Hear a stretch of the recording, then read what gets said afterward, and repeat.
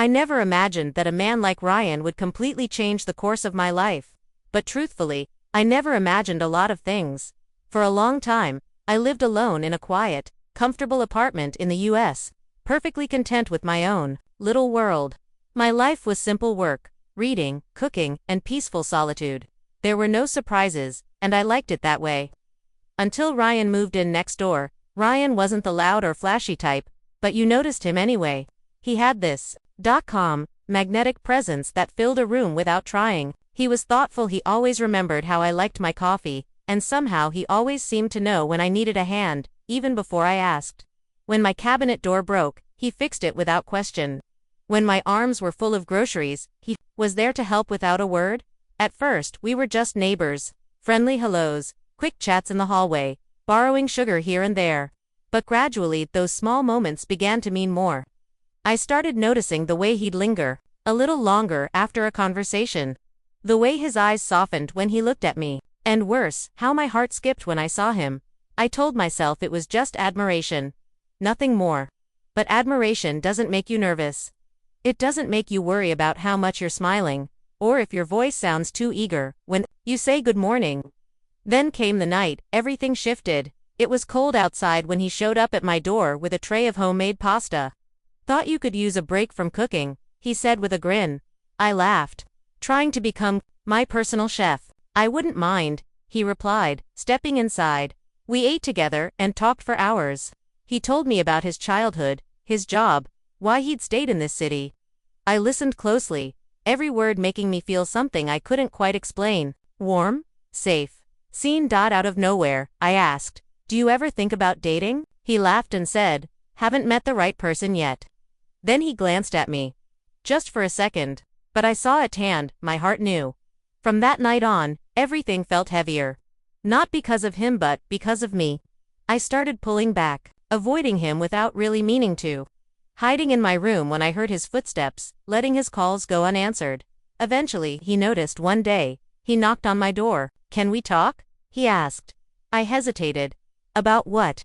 "About why you're avoiding me." I tried to deny it, but he stepped inside. "Did I do something wrong?" he asked. "No," I said quickly. "Then why won't you look at me?" I couldn't lie anymore. I whispered, "Because I like you." His eyes widened with surprise, but he didn't step back. "I know," he said quietly. My heart raced. "It doesn't change anything, doesn't it?" he asked. "Because I think it does. I don't want to get hurt," I told him. "And I don't want to pretend." He leaned in slightly, his voice gentle. "If fear wasn't in the way, would you want this?" I looked at him, really looked and finally let myself feel it. "Yes." He let out a slow breath. "Then we've got a problem. Because one of us is going to get hurt." After that, everything got harder.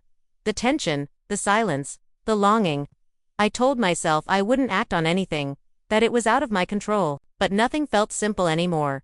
Then one night, he came over for dinner. We made small talk, but every word felt heavy. Every glance carried weight. Finally, I couldn't take it anymore. "Ryan," I said quietly, setting my fork down. "I don't know how to do this." "Neither do I," he said, his voice soft. There was silence. Then he gently reached out and took my hand. "You don't have to know," he said. "We'll figure it out." "What if it ends badly?" I whispered. "What if it doesn't?" He replied. I stared at him, torn between fear and hope. And for the first time, I let myself choose hope. He didn't kiss me that night. He didn't rush anything.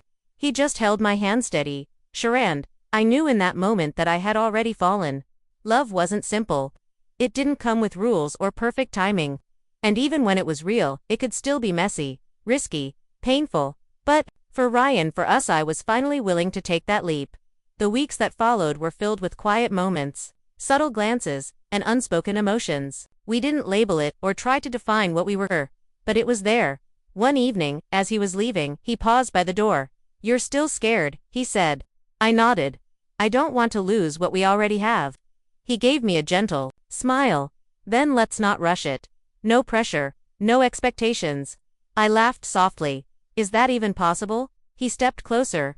"I guess we'll find out." And somehow, that made everything feel a little less terrifying.